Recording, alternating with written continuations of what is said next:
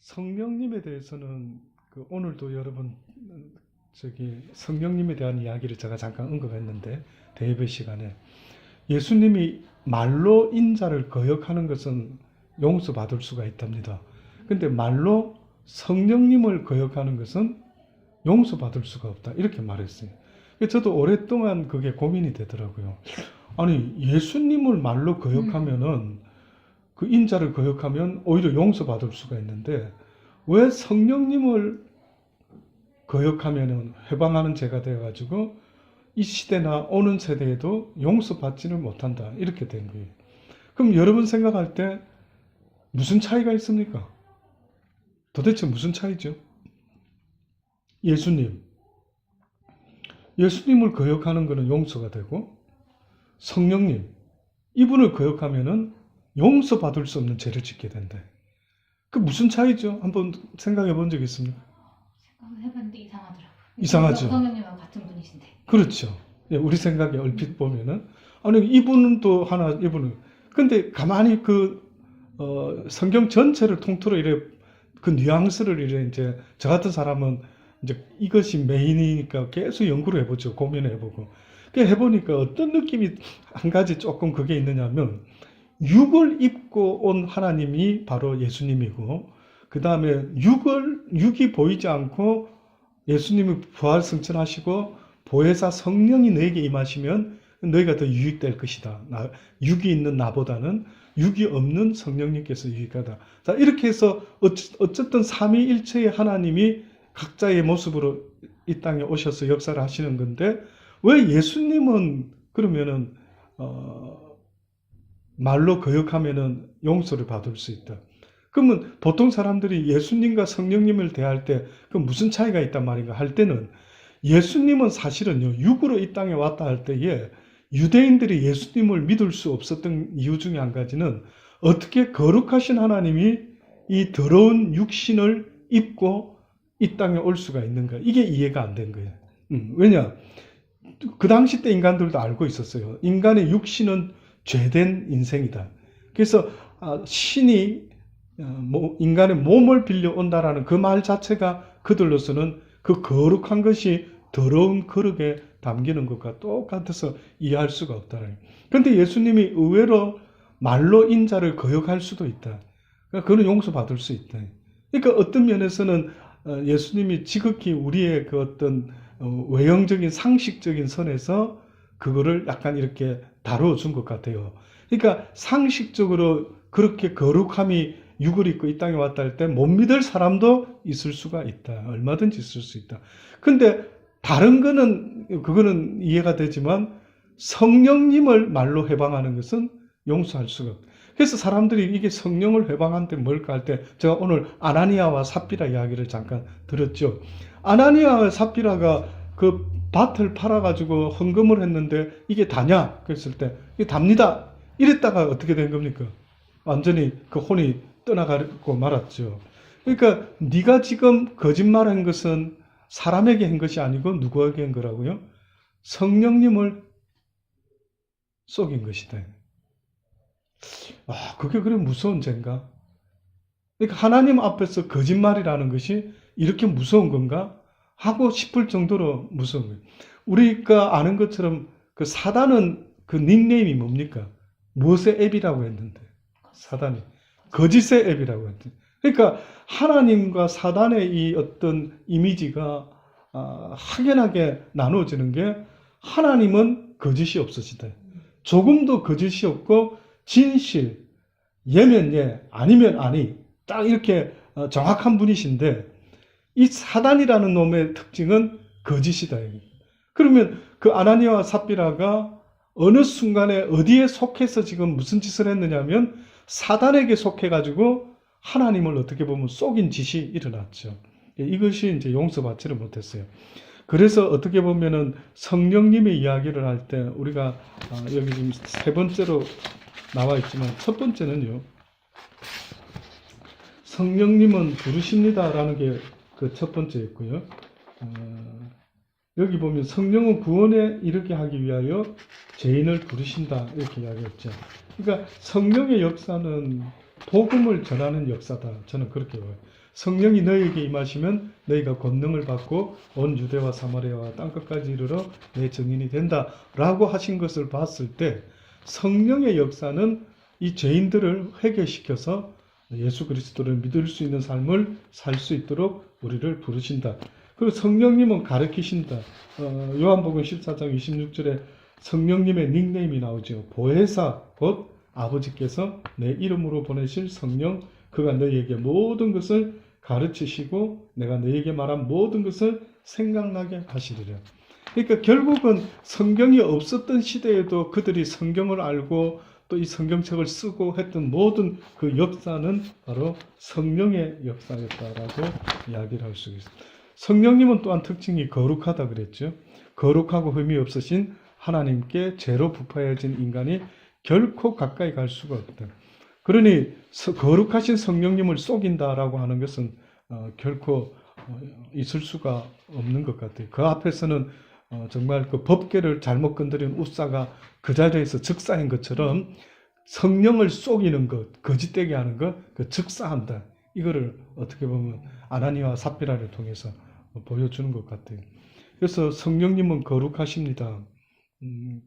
데살로니가후서 2장 13절로 14절에 주의 사랑하시는 형제들아 우리가 항상 너희를 위하여 마땅히 하나님께 감사할 것은 하나님이 처음부터 너희를 택하사 성령에 거룩하게 하심과 진리를 믿음으로 구원을 얻게 하심이니 이를 위하여 우리 복음으로 너희를 부르사 우리 주 예수 그리스도의 영광을 얻게 하려 하심이라. 에베소서 2장 21절로 22절 그의 안에서 건물마다 서로 연결하여 주 안에서 성전이 되어가고 너희도 성령 안에서 하나님의 거하실 처소가 되기 위하여 예수 안에서 함께 지어져 가느니라. 결국 성령의 역사 가운데 어떻게 보면은 가장 큰 역사 중에 하나라고 한다면은 우리를 성전으로 이렇게 지어가는 역사가 있어요. 성전으로. 그러니까 성령이 우리 안에 거하고 싶은데 우리가 아직 부족하다 보니까 우리를 어떻게 보면은 성전으로 이렇게 지어 가신다는 거예요. 그래서 성령께서 우리와 함께 할 수 있는 하나님이 우리 안에 내주하실 수 있는 그런 상태로 우리를 만들어 가시는 이런 역사가 성령님의 거룩함의 역사다라고 그렇게 이야기를 합니다. 궁극적으로 우리가 전에도 말씀드렸습니다만 결혼이라고 할 때 그 뜻은 남편과 아내가 그 영혼이 하나 되는 걸 이야기하죠. 우리 소울메이트라는 이야기를 하죠. 소울메이트.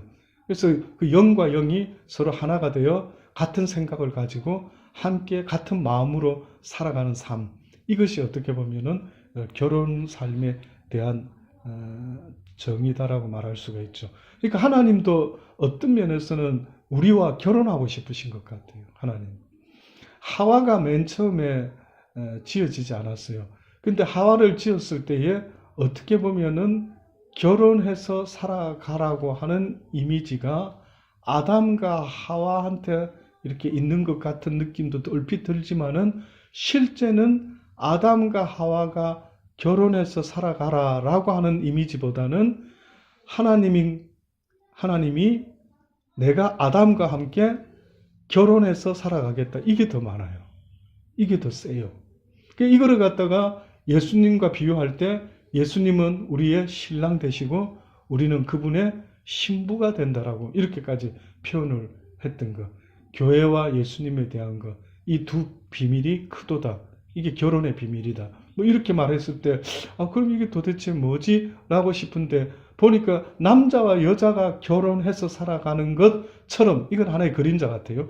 실제는 하나님과 우리 각자가 결혼해서 살아가야 되는 삶의 모습.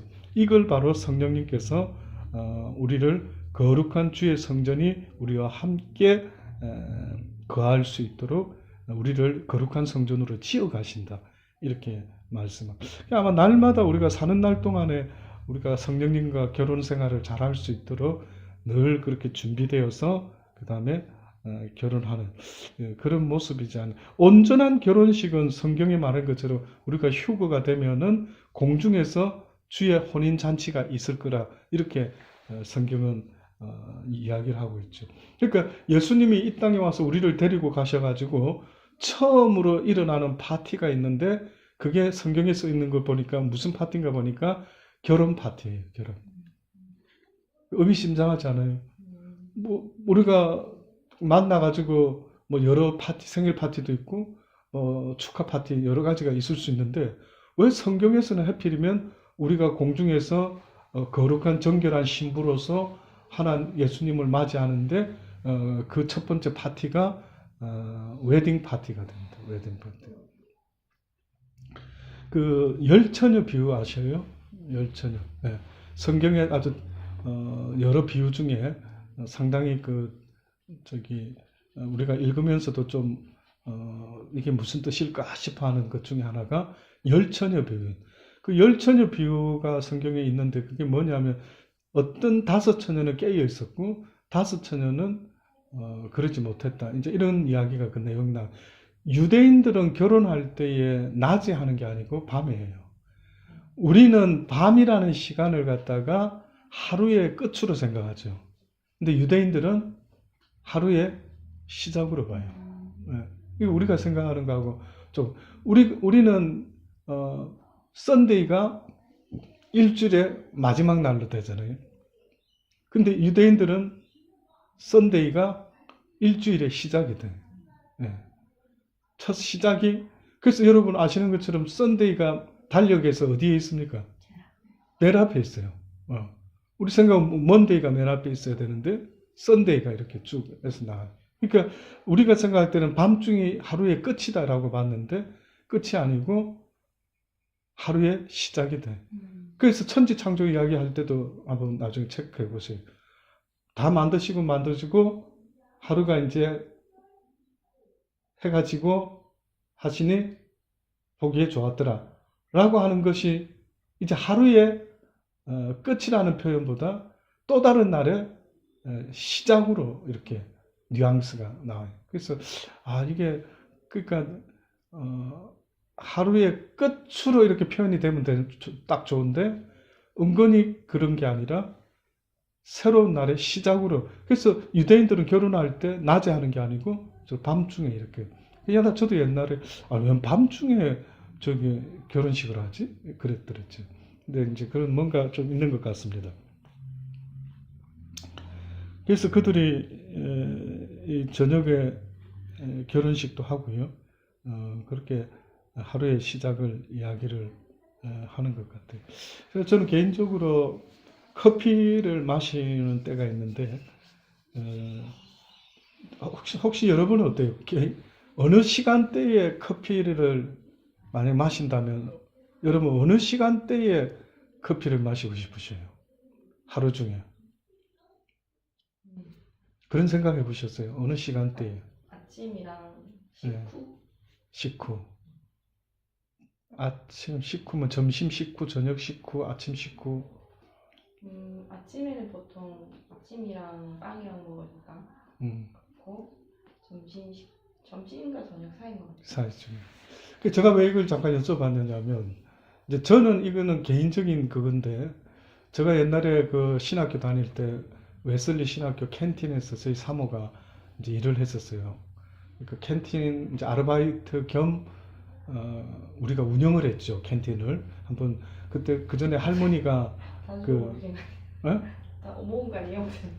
먹기도 하지 물론. 근데 이제 제가 지금까지 살아오면서 교회 일밖에 몰랐던 제가 일반 세상 일을 약간 맛볼 수 있었던 것은 그 사모가 캔틴을 운영하면서 거기 신학생들 음식 좀 이제 저녁 때면 파장할 때쯤 되면은 막 인심 팍팍 써주고 막 나누고 뭐 그런 주로 그렇게도 했지만은 그래도 우리한테는 차고 넘쳤죠. 왜냐하면은 그게 별거 아닌 것 같았는데 우리 사모가 이렇게 한국 불고기 정식 불고기하고 비빔밥도 하고 메뉴로 만들고 그 롤빵에다가 불고기 빵 있죠.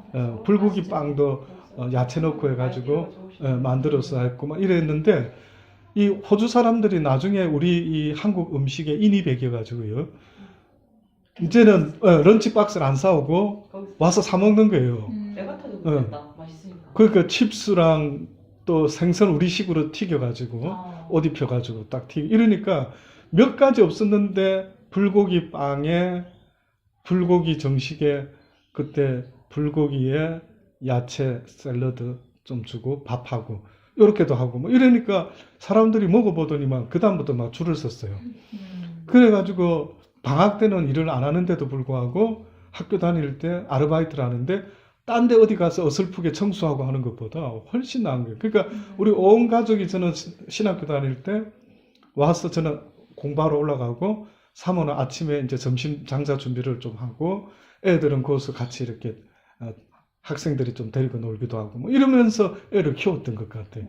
그래서 이제 거기서 그렇게 이제 한데 장사가 은근히 꽤 되니까 나중에 이 교장선생님이 원래는 무료로 저희들한테 이걸 했었는데 은근히 자기가 욕심이 났는지 학교에서 이걸 맡아가지고 어떻게 하면은 이게 좀 무슨 경비라도 좀 학교 운영비라도 빠지지 않을란가 뭐 이렇게 생각했는지 자꾸 어느 날 물어보는 거예요. 잘 되냐 뭐 얼마나 수입이 올라가냐. 그래서 그냥 그 정도다 보통이라고 막 이게 그거까지는 아닌 것 같다고 해줬는데도 이걸 뭐 안 믿었는지 나중에는 이제 자기들이 학교에서 해보겠다 그래서 어떻게 하려고 그러나고 우리는 이제 어느 정도 몇 년 하고 이제 저도 졸업할 때가 되고 해서 이제 멈췄는데 했는데 보니까 어디다가 그걸 줬더라고요. 돈을 받고 이걸 운영하도록끔 이제 어떤 레스토랑 같은 어떤 체인점 같은 어디다가 했더라고요. 근데 학생도 제한되어 있고 방학 때도 많고 이런데 그걸 누가 그런 돈을 받고까지 할 거는 아니라고 내가 분명히 말해줬는데 했는데 이게 오래 못 가고 문을 닫았어요. 그 바람에 이제 또 다른 사람이 와서 해보기도 하고 하다가 지금은 이제 학교가 이제 다른 데 넘어갔는데 근데 어쨌든 한때 저는 공부하면서 그런 경험을 해봤는데 어쨌든 그때 알게 됐어요. 우리 한국 음식이 얼마나 그 외국 사람들한테 이렇게 한번 인이 박이면은 이게 상당히 아주 사람들이 끊지 못하는 불고기 그 제가 해보니까 우리 불고기 국물 있잖아요. 어떤 애들은 돈이 없는 애들은요 밥을 한 공기 오다를 해요.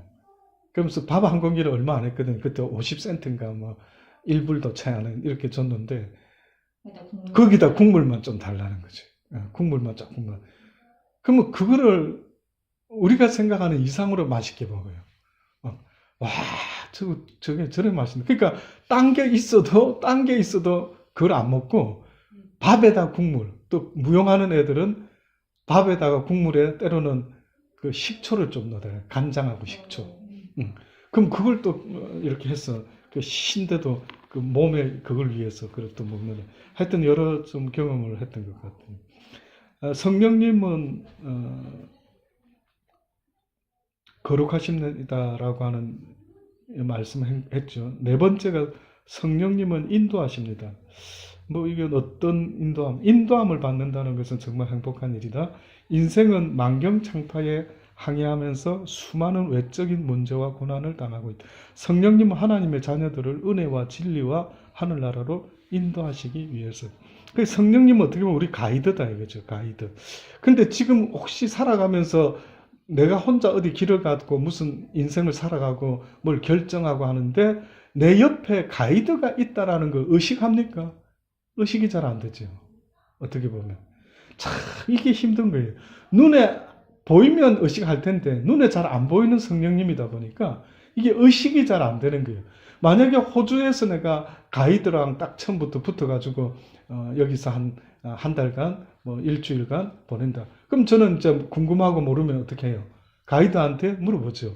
호주에서는 뭐 산이 어디 있습니까? 호주에서는 또 이런 거 어떤 겁니까? 이렇게 물어본다. 가이드가 있습니다. 근데 성령님은 우리의 가이드가 된다고, 우리의 인도자가 된다고 분명히 말을 하고 있는데도 불구하고 우리는 살아가면서 모르는 게 있으면 물어봐야 되는데 물어보지 않는 거예요. 그래서 지난번에 이런 이야기 기억납니까? 어떤 목사님은 어떤 간증을 하는데 들어보니까 식당에 가서 메뉴를 보고 음식을 오더할 때에 뭐가 이 집에서 좋은 음식인지 모른다. 뭐가 싱싱한 재료인지 잘 모른다. 그러면 그 순간에 하나님께 성령님께 물어본다. 어떤 음식 오더 할까요? 근데 제가 그걸 얼핏 봤을 때, 아이, 뭐, 그렇게까지 하나, 이렇게 하지만은, 하나님이 그러실 것 같아요.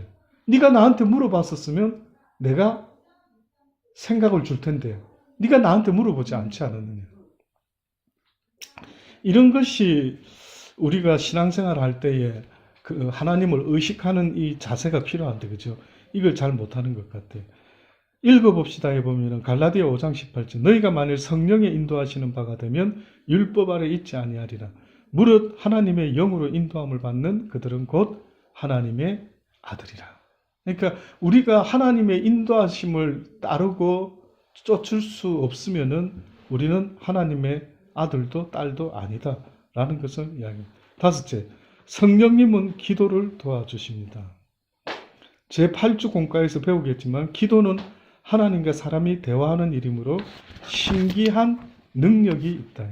그러나 능력 있는 기도는 하나님의 뜻대로 기도할 때 이루어지는 것이다. 우리가 기도를 한다라고 할 때에는 나의 뜻을 구해서는 안 됩니다, 여러분. 자꾸 그거를 우리가 잊어먹을 때가 있는데, 우리가 이 땅에서 지금 살아가는 그 존재의 목적은 하나님의 뜻을 이루기 위함이다. 그래서 이제 우리가 그러죠. 이 세상에 태어났을 때 왜 태어났는지를 알아야 된대. 왜 내가 이 땅에 태어났지? 하나님의 뜻이 뭐지? 우리 하루가 이 땅에 태어났어요. 왜 태어났냐 이거예요. 예? 뭐 엄마 아빠의 뜻 때문에 태어났다? 아니다. 하나님의 뜻이 없이는 태어날 수가 없다. 그래서 하나님의 뜻이 뭔가를 생각해야 되는데 기도라고 하는 것이 바로 그거다. 기도는 제발요. 제발 우리는 기도할 때 나 이거 해주세요. 뭐 해주세요. 이렇게 기도하면 안 되고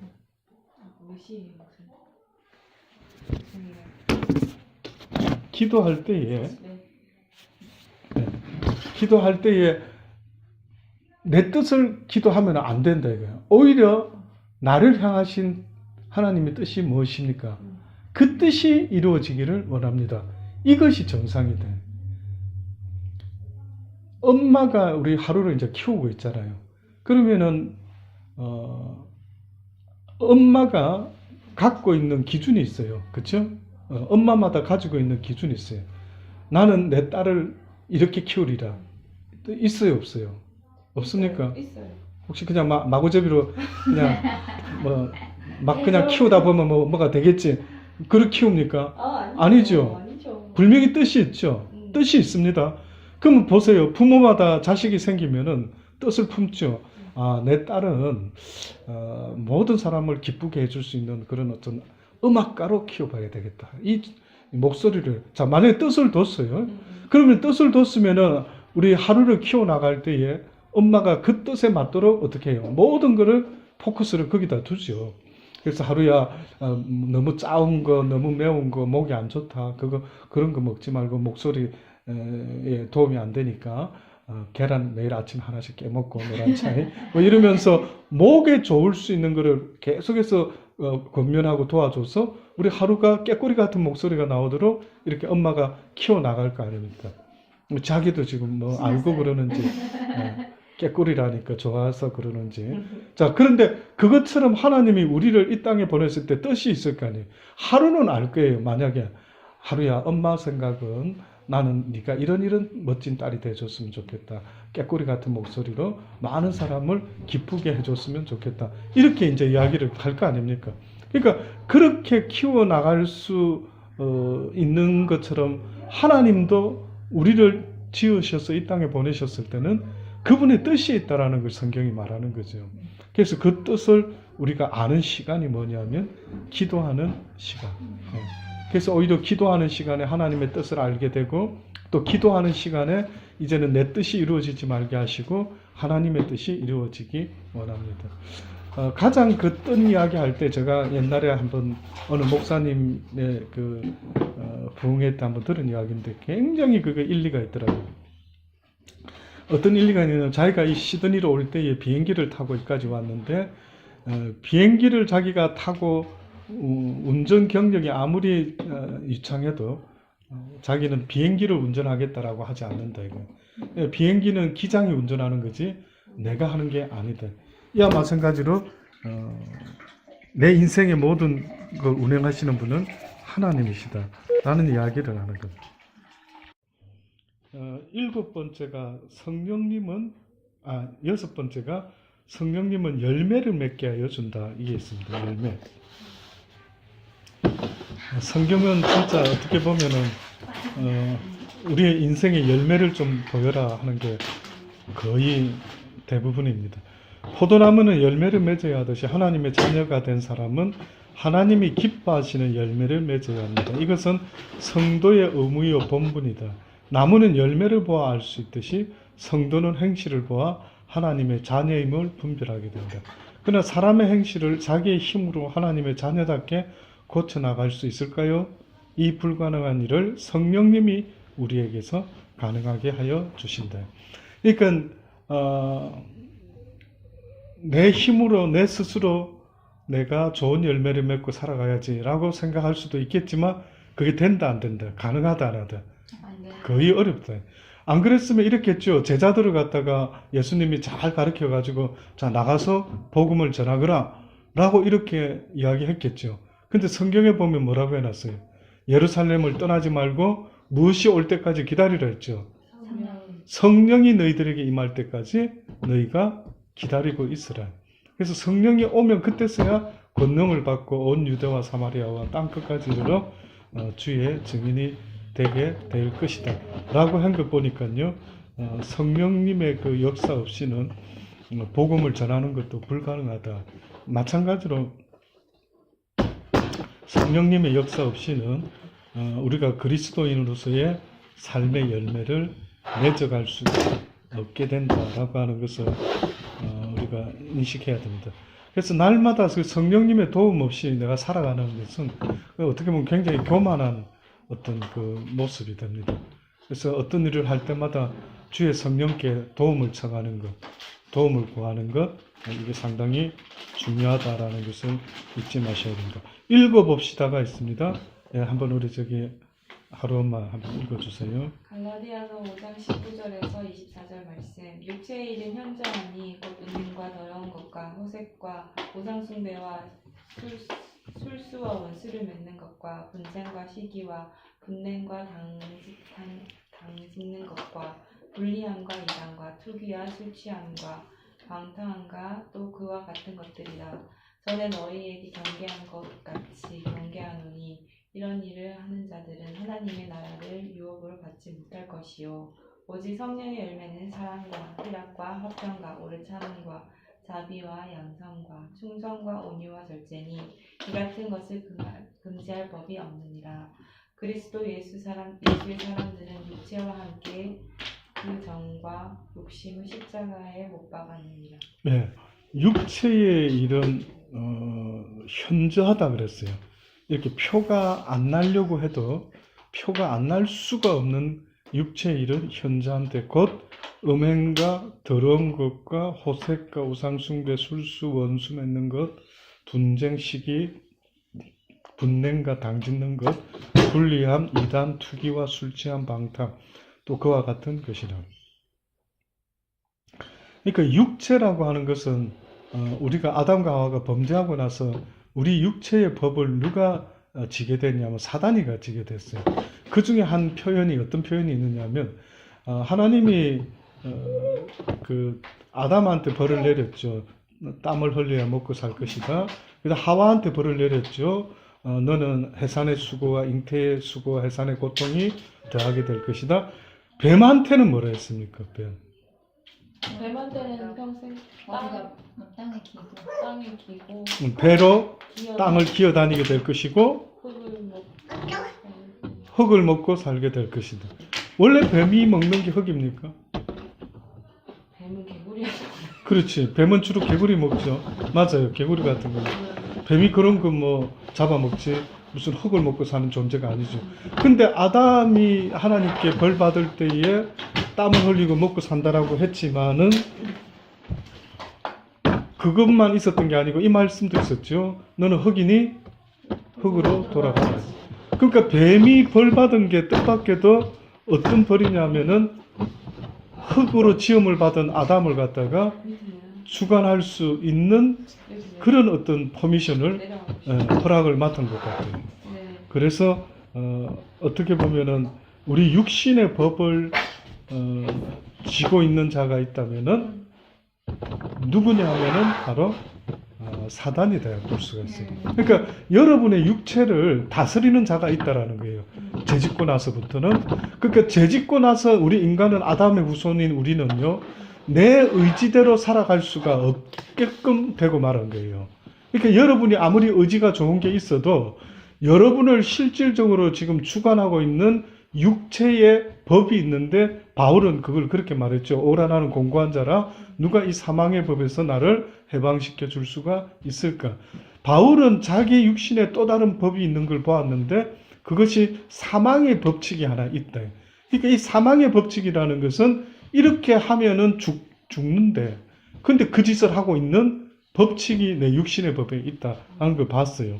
이게 지금 방금 우리가 읽었던 갈라디아 5장 19절로 24절에 있는 육체의 이런 현장이 곧 음행과 더러운 호색, 우상숭배, 술수, 원수 이런 것 등은 하나님의 통치를 받지 못하게 되는 모든 인간에게 있어서 늘 일어날 수 있는 그런 부분이 되고 말았습니다.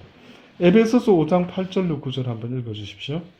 너희가 전에는 어둠이더니 이제는 주 안에서 빛이라. 빛의 자녀들처럼 행하라. 빛의 열매는 모든 착함과 의로움과 진실함에 있느니라. 예, 너희가 전에는 어두움이더니 예수 그리스도를 몰랐을 때는 너희가 어두움의 삶, 사단의 그 통치 아래에서 살아왔지만 이제는 주 안에서 빛이라. 빛의 자녀들처럼 행하라. 빛의 열매는 한마디로 말하면 모든 착함과 의로움과 진실함에 있다. 자, 만약에 지금 제가 한번 물어볼게요. 그 육체의 일도 그렇고 그 다음에 주 안에서 빛이라고 하는 빛의 자녀들처럼 살아가는 빛의 열매도 그렇고, 이게 어떻게 보면은 행동으로도 표현이 되겠지만 가장 중요한 게 말입니다. 말.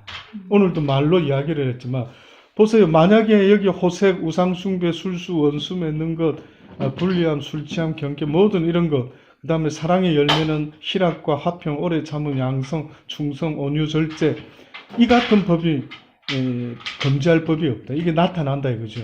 이게 결국은 가장 강력하게 나타나게 되는 것은 우리의 말과 행동인데, 그래서 우리의 입에서 나오는 모든 말들이 아까 전에도 말씀드렸던 것처럼 친절함과 그 온유와 겸손과 이런 모든 것들이 우리 언어 속에서 이렇게 함께 표현되어져야 된다. 그렇지 않으면 사람들이 저 사람이 어떤 사람인가 알 길이 없는 거예요. 내가 쓰는 단어, 내가 쓰는 센텐스, 내가 쓰는 말 표현들, 이게 전부 다가 그리스도인의 모습을 반영하는 것이기 때문에 이게 상당히 중요하다라고 보는 겁니다. 그러니까 우리가 말하면서 살아가는 인생이다라고 말할 때 바로 이런 것 등이 그렇게 우리의 말 속에서 이렇게 풍겨져 나와야 된다. 7번째, 성령님은 보증하신다. 가끔 성도들은 내가 정말 천국에 갈 수 있을까 하며 소심한 의문을 가지게 되는 경우가 있다. 천국에 분명히 갈 수 있다라는 확실한 증거가 있다면 얼마나 좋을까요? 마지막 페이지입니다. 오늘은 예수님을 믿는 자에게 보이지 않는 하나님의 영이신 성령님은 바로 믿는 자의 보증이 되신다. 한번 읽어주십시오. 고린도후서 1장 21절로 22절. 우리를 너희와 함께 그리스도 안에서 경고케 하시고 우리에게 기름을 부으신 이는 하나님이시니 저가 또한 우리에게 인치시고 보증으로 성령을 우리 마음에 주셨느니라. 예, 뒤에 것도 같이 한번 더 읽어주십시오. 에베소서 1장 11절에서 14절. 모든 일을 그 마음의 원대로 역사하시는 자의 뜻을 따라 우리가 예정을 입어 그 안에서 기업이 되었으니 이는 그리스도 안에서 전부터 바라던 우리로 그의 영광의 찬송이 되게 하려 하심이라. 그 안에서 너희도 진리의 말씀 곧 너희의 구원의 복음을 듣고 그 안에서 또한 믿어 약속의 성령으로 인치심을 받았으니 이는 우리의 기업의 보증이 되사 그 얻으신 것을 구속하시고 그의 영광을 찬미하게 하려 하심이라. 네, 예수님을 믿는 자에게 보이지 않는 하나님의 영이신 성령님은 바로 믿는 자의 보증이 되신다 이랬죠. 이게 처음 방금 우리 저기 7번째 성령님은 보증하십니다. 이게 바로 내가 천국에 갈 수 있을까? 내가 예수 믿고 지금 천국에 갈 수 있을까? 구원의 확신이라고 하는 표현을 사람들이 구원파에서 많이 쓰는데 구원은 확신하는 게 아니고 구원은 얻어야 되는 거죠. 구원을 받아야 돼. 만약에 어떤 애가 시험을 쳤는데 예비고사 시험을 이제 대학 가기 위해서 쳤어요. 그 부모가 물어봅니다. 야, 어떻게 시험 쳤어? 잘 나올 것 같아요. 잘 쳤어요. 쉬웠어요. 근데 쉬웠어요라고 해서 결과가 좋으면 참 좋겠죠. 근데 실제 뚜껑을 열어봐야 되죠. 아무리 내가지고 심증이 있어가지고 어머니, 아버지, 제가 오늘 시험 잘 본 것 같습니다. 하도 결과가 말을 해주기 때문에 결과를 보기 전까지는 확신할 수는 없죠. 자, 마찬가지로 구원도 천국에 가보기 전에는 확신할 수가 없죠, 사실은. 근데 확신할 수 있는 방법이 하나 있는데 그게 뭐냐면 뭘 통해서 가능하냐면 성령님을 통해서 가능하죠. 성령님은 우리의 보증이 되신다라고 하는 게 바로 그래서 말하는 겁니다. 우리를 너희와 함께 그리스도 안에서 견고하게 하시고 우리에게 기름을 부으신 이는 하나님이시니 저가 또한 우리에게 인치시고 보증으로 성령을 우리 마음에 주셨느니라. 그래서 준 자와 받은 자밖에 모른다. 내가 과연 구원받았는지 안 받았는지, 내가 아무리 누구한테 가가지고 나 구원받았거든요, 나 천국 갈 거거든요 이렇게 해봤자 그 사람들은 알지 못한대. 실질적인 거는 성령께서 나에게 인칠 때 그때 내 심령 속에 하나님 나 같은 죄인을 구원하시고 천국으로 인도해 주시니 감사합니다. 이렇게 고백하는 것은 내 의지나 확신으로 하는 게 아니라 하나님 성령님의 인치심으로 그렇게 고백이 가능하다. 그래서 이 부분은 우리가 다른 사람이 다른 사람을 판단하기는 어렵습니다. 그래서 에베소서 1장 11절로 14절에 모든 일을 그 마음의 원대로 역사하시는 자의 뜻을 따라 우리가 예정을 입어 그 안에서 기업이 되었으니 이는 그리스도 안에서 전부터 바라던 우리로 그의 영광의 찬송이 되게 하려 하심이다. 그 안에서 너희도 진리의 말씀, 곧 너희의 구원의 복음을 듣고 그 안에서 또한 믿어 약속의 성령으로 인치심을 받았으니 이는 우리의 기업의 보증이 되사 그 얻으신 것을 구속하시고 그의 영광을 찬미하게 하려 하심이라. 성령으로 인치심을 받았대. 에녹이 성경에 보니까 여호와를 기쁘시게 하는 자라는 증거를 받았다 이렇게 말했죠. 에녹이 도대체 어떻게 살았길래 하나님을 기쁘시게 하는 자라는 증거를 받았다. 그럼 그 증거를 어떻게 받을 수 있는가라고 보니까 성령님을 통해서 그러한 것을 전달할 수 있다라는 걸 성경이 말합니다. 그러니까 그거는 우리 객관적인 뭐를 할 수 있는 게 아니라 준 자와 받은 자만이 알 수 있는 문서와 같은 그런 거다라는 사실을 잊어서 하나님께서 성령으로 부르실 때 반드시 누구 안에서 부르십니까? 베드로전서 5장 10절의 말씀 한번 찾아볼까요? 베드로전서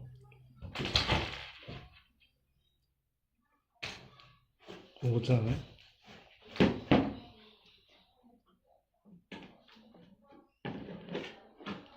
10절의 말씀 한번 읽어주십시오. 5장 10절. 네, 5장 10절. 모든 은혜의 하나님 곧 그리스도 안에서 너희를 부르사 자기의 영원한 영광에 들어가게 하시니가 잠깐 고난을 받은 너희를 친히 온전케 하시며 굳게 하시며 강하게 하시며 털을 경고케 하시리라. 베드로 전서 5장 10절. 예, 맞습니다. 예.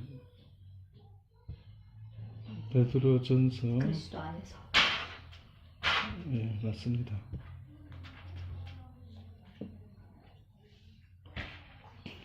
모든 은혜의 하나님 곧 그리스도 안에서 너희를 부르사 자기의 영원한 영광에 들어가게 하시니가 잠깐 고난을 받은 너희를 친히 온전케 하시며 굳게 하시며 강하게 하시며 틀을 경고케 하시리라. 하나님께서 성령으로 부르실 때 반드시 누구 안에서 부르십니까? 그리스도 안에서 우리를 부르신다. 그러니까 그리스도 안에서 부르신다라는 표현은 어떤 표현일까요? 그리스도 안에서 우리를 부르신다. 그러니까 그 말은 어떻게 보면은 예수 그리스도를 믿는 믿음 안에서 우리를 이끄시고 계신다라고 볼 수가 있습니다.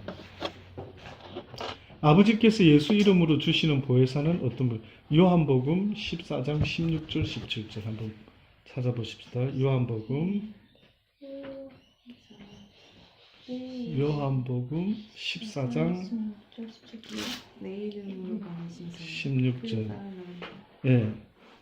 그럼 읽어주세요. 16, 17절. 내가 아버지께 구하겠으니 그가 또 다른 보혜사를 너에게 주사 영원토록 너희와 함께 있게 하시리니 저는 진리의 영이라 세상은 능히 저를 받지 못하나니 이는 저를 보지도 못하고 알지도 못함이라. 그러나 너희는 저를 아나니 저는 너희와 함께 거하시며 또 너희 속에 계시겠습니다. 네. 아버지께서 예수 이름으로 주시는 보혜사는 어떤 분인가라고 봤더니 보혜사는 우리와 영원히 함께 하시는 분인데 저는 진리의 영이다라고 그렇게. 그러니까 보혜사는 진리의 영이다 하는 것 보니까 우리가 진리라고 말하는 것은 뭘 두고 진리를 표현하냐면 예수 그리스도의 말씀을 두고 우리는 진리라고 이야기하거든요. 그러니까 성령의 역사라는 것은 보혜사 성령의 역사는 우리에게 예수님의 말씀이 생각나기도 하고 기억나기도 하고 모르는 것을 깨닫기도 하고 하는 이런 역사가 있어요. 그래서 초대교회 사도들이 성령의 그 술에 취해서 막 불같은 성령의 역사가 일어났을 때 했던 것이 뭐냐면은 설교를 한 거죠. 예수를 전하는, 복음을 전하는. 예. 그러니까 이게 진리의 영의 역사다라고. 그러니까 그분은 어떤 면에서는 진리, 진짜, 참을 이야기하는 거고, 사단은 거짓말을. 그러니까 우리 오늘도 계속 보지만 성령을 회방하는 죄, 거짓말하는 것. 이거는 어떻게 보면은 성령은 진리를 선포하려고 하는데 사단은 그 진리를 왜곡시키려고 하는 이런 게 있겠죠. 그러니까 이게 굉장히 문제가 있다라고 하는 것을 성경이 이야기를 하고 있는 겁니다. 성령으로 난 사람은 어떻게 지음을 받은 사람입니까? 에베소서 4장 22절 한번 찾아봅니다. 에베소서. 너희는 유혹의 욕심을 따라 썩어져가는 고집을 쫓는 옛 사람을 벗어버리고 오직 심령으로 새롭게 되어 하나님을 따라 의와 진리의 거룩함으로 지으심을 받은 새 사람을 입으라. 네, 여기 보니까 너희는 유혹의 욕심을 따라 썩어져가는 구습을 쫓는 옛 사람을 옛 사람의 모습은 너희는 유혹의 욕심이라 했는데 누가 그러면 우리를 유혹한다 이 말입니다. 사단이가요. 악한 사단은 예수를 알기 전부터 우리를 유혹해서 우리로 하여금 세상의 어떤 구습을 쫓아갈 수 있는 하나님의 법을 쫓지 않고 세상의 법을 쫓아가도록 만드는 이런 어떤 게 있었던 것 같아요. 그래서 너희가 오직 심령으로 새롭게 되어서 하나님을 따라 의와 진리의 거룩함으로 지으심을 받은 새 사람을 이루라. 하나님을 따라서 의와 진리의 거룩함. 그러니까 어떻게 보면은 내가 어떻게 변화되고 새롭게 되라는데 그건 한마디로 하나님의 말씀을 가지라는 거예요. 하나님 말씀을 배우라. 그래서 이제 앞으로 이런 일이 있을 때마다 어떻게 판단하고 어떻게 선택하고 어떻게 결정하고 따라가야 될지를 우리가 이제는 확실히 주의 말씀으로 그렇게 변화되었으면 좋겠다라는 말씀을 하고 있습니다. 이제 마지막입니다. 믿는 자에게 보증으로 계시는 성령님은 어떻게 하여야 합니까? 믿는 자에게 보증으로 주시는 계시는 성령님 어떻게 30절, 31절 한번 읽어주십시오. 하나님의 성령을 근심하게 하지 말라. 그 안에서 너희가 구속의 날까지 인치심을 받느니라. 너희는 모든 악독과 노함과 분냄과 따지는 것과 해방하는 것을 모든 악의와 함께 버리고 서로 인자하게 하며 불쌍히 여기며 서로 용서하기를 하나님이 그리스도 안에서 너희를 용서하신 것 같이 하라. 네, 보니까 하나님의 성령을 근심하게 하지 말고 그 안에서 너희가 구속의 날까지 인치심을 받았다. 성령을 어떻게 하면 근심하게 하는가? 너희는 모든 악독과 노함과 분냄과 떠듬과 해방하는 것을 모든 악의와 함께 버리라. 성령님이 내 속에서 걱정하고 근심하고 염려하시는 것은요, 우리가 옛 습관을 버리지 못하고 또 악독을 바라고 노를 바라고 분냄과 또 떠듬과 회방과 이런 것들이 나타나게 되면은 성령님이 근심한다. 그러니까 우리가 살다가 만약에 아주 간단한 예로 한번 열받아가지고 막 다 뒤집어 엎었다. 자, 근데 그게 누가 가장 걱정을 하느냐 하면 성령님께서 그러한 우리의 모습을 걱정하게 되신다는 거예요. 그래서 서로 인자하게 하며 불쌍히 여기며 서로 용서하기를 하나님이 그리스도 안에서 너희를 용서하신과 같이 하라. 이것이 하나님이 우리에게 서로 인자하게 대하는 것, 불쌍히 여기고 용서하기를 하나님이 그리스도 안에서 너희를 용서하신과 같이 하라. 이건 전부 다 이것이 다 뭘로 표현됩니까? 말로 표현됩니다. 말로. 예, 그래서 이 말이라는 게 얼마나 중요한지로 말할 수가 없습니다. 자, 오늘 여기까지 일단 말씀드립니다. 혹시 질문 있습니까? 질문.